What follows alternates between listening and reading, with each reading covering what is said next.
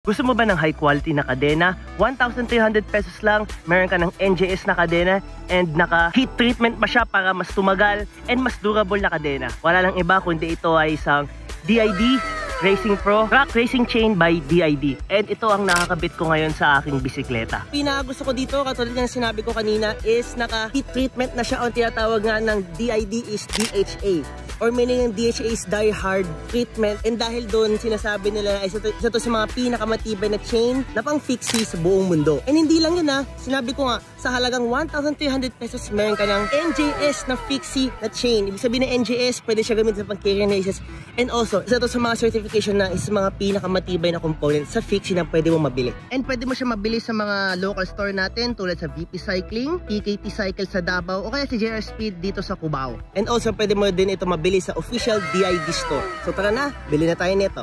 So ano na mga kamapers, gusto mo ba gumanda ang bike mo, tumibay o kaya gumanda ang performance, mag DID Racing Pro Track Racing Chain ka na from DID. And umiwas po tayo sa peke mga kamapers, wala pong mga brown na DID chains o kaya US made na DID chains. Ang DID chains are only made in Japan and ganito lang ang kanyang mga packaging. Wala nang iba, hindi po color brown, kundi ito lang po mga packaging na original. Kaya mag-ingat po, baka makabili po kayo ng peke.